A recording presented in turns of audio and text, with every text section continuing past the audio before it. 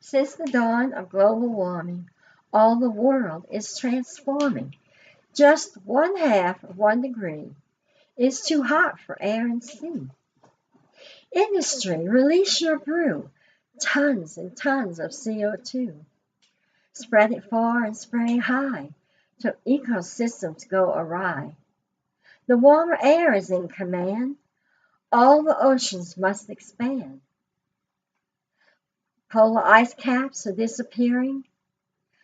Polar bears, your end is nearing. Let's take command of this hot air and take environmental care.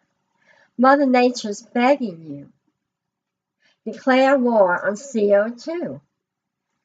My name is Marion, and I'm your classmate, and my presentation is about global warming and how it affects our environment and wildlife. And I'm going to start with millions of years ago when there were warming trends and there were ice ages. And what's interesting about ice ages that to come out of an ice age only took a rise in temperature of from 4 to 7 degrees. And it took 5,000 years. Mother Nature takes her time, but we do not. In this century alone, in 17 years, we have raised our atmospheric temperature by 0.07 degrees centigrade. That's 10 times faster than the coming out of an ice age. And that is way too much. Now we all know about the putting these fossil fuel emissions into the air, and it gets trapped up there. It's so much it can't dissipate, and it's getting hotter and hotter, faster and faster. And here's a graph. Some of the greenhouse gases from the year 0 to about 1793 or so. That is the invention of the steam engine that started the Industrial Revolution rolling. And here it is, 21st century, methane, nitrous oxide, and carbon dioxide, and going out of control, up and away.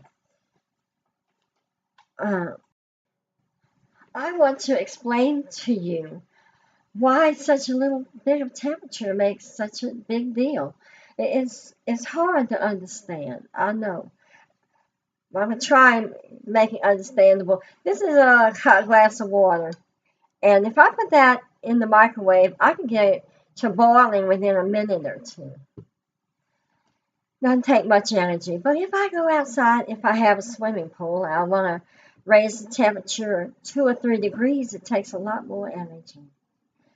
Say I want to raise the ocean 1/2 degree, or all the oceans in the world, and all the lakes and rivers and streams and all the air.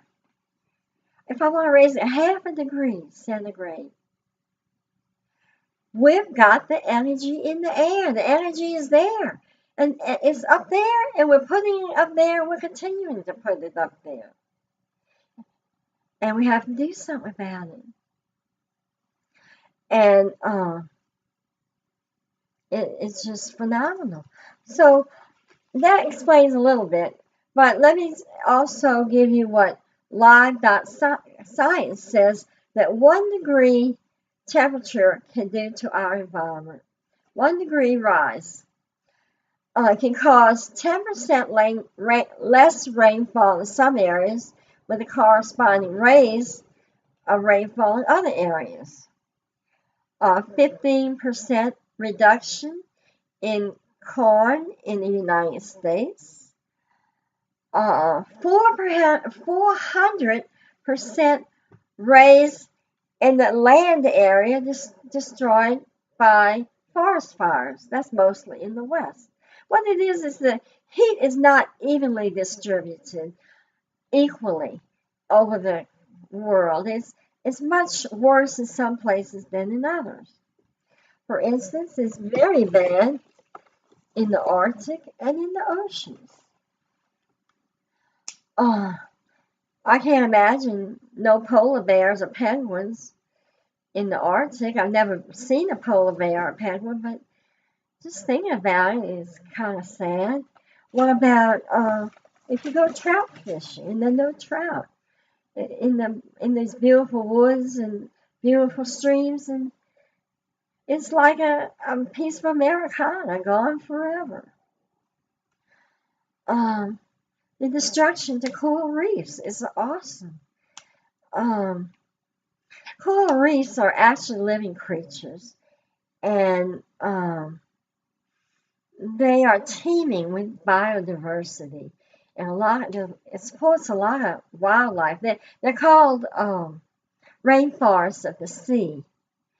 The Caribbean has already lost 19% of their coral reefs. Uh, the year 1998, for some reason, was a very bad year for coral reefs worldwide, and the whole world lost 16% of all their coral reefs. That is the equivalent of the North American continent losing all its trees in one fell swoop. Not a single tree left on the North American continent. That's what happened in the ocean. Um, Let me explain more what 1 degree can do. I've already done that. I need to tell you what this carbon that the air is not only going in the ocean and heating it up, but so is carbon dioxide, and this is this is causing the pH of the ocean to change and become more acidic. And the reefs that are made up of calcium carbonate and creatures like um, lobsters and crabs and clams, they're very susceptible to damage by this acid. And it's destroying wildlife under the ocean. So I have a list of some of the species that are disappearing just in the United States. Extinctions are a natural part of our world, but not at the rate of 114 times faster than nature. So here's what's disappearing according to Earth'sEndangeredSpecies.com, just in the U.S. Many species of squirrels and rabbits, red and gray wolves, seals and sea otters, species of albatrosses, woodpeckers, pelicans. When I was a child, back in the 50s, a long time ago, I remember it was like an annual event of pelicans flying overhead, and it was phenomenal. You know what? Maybe it was Canadian geese. Might have been Canadian geese because I think it was Canadian geese. It's the same. It's the same deal. Hundreds and thousands of Canadian geese, whack whack whack, making a terrible noise, and the sky would be almost black with these geese. And you don't see migrations like that anymore. You don't see these geese in the air in those numbers. So we know they're in danger because there aren't that many left. That many. Then species of trout, groupers, rays, like the stingrays out in the Gulf. Seahorses are in danger. And Time.com says that 700 species of bees in the United States are disappearing. Now, I've been an animal lover all my life. I took zoology mostly. Most of my hours in college are zoology. I was a wildlife volunteer for about 10 years until Katrina destroyed the facility. I used to go pick up a pelican at the Silver Slipper. One time I had to go get baby raccoons, and I had to actually go dumpster diving to get these raccoons, but I got them. Uh, Also, I was a dog groomer. I had my own business for about 20 years. And I boarded dogs and I picked up strays. So I loved animals. And I still do and I always have. So when these extinctions are about to happen or already happened or are happening, I sit up and I take notice. And I hope that I've done the same for you. What I want to talk about now is solutions. And we can do something, but mostly the nations of the world have to do something. They have to band together and cooperate. And the richer nations have to help the poorer nations because we're all in this together. And if we help the poorer nations, we're helping ourselves too. We're all breathing the same air. But also, um, there are things we can do as individuals. We all have what is called a carbon footprint, and that's the measure of the carbon we put out on a daily basis every day. Um, we can increase home efficiency by making sure there are no cracks and crevices, there cold air isn't going out the door, or that in the winter the cold air isn't coming in. Get LED light bulbs, programmable thermostats, wash your clothes in cold water. Be a vegetarian. Feeding all these cattle and grasslands is terrible on our resources. And, you're killing all those poor cows to eat them.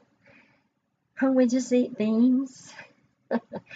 I know, I eat meat too, but I never buy it, and I feel guilty about it, and I'm going to try and get better. Plastic, that's one of my pet peeves. It never disintegrates. And paper. And it takes energy and burning fossil fuels to make plastic and paper. And when I see all the junk mail and the paper that goes to waste, anyway, it's terrible on our resources. Travel, be energy efficient in your car, and if at all possible, don't use the worst form of travel there is that puts the most pollution in the air, and that is flying. And one more tidbit of information is be an avid advocate of fixing global warming. I hope you've enjoyed my presentation. I've worked very hard. This is about my 50th take. But I wanted to get it perfect. I'm sure it's not, but anyway, I will enjoy seeing your presentation as well. Thank you and goodbye.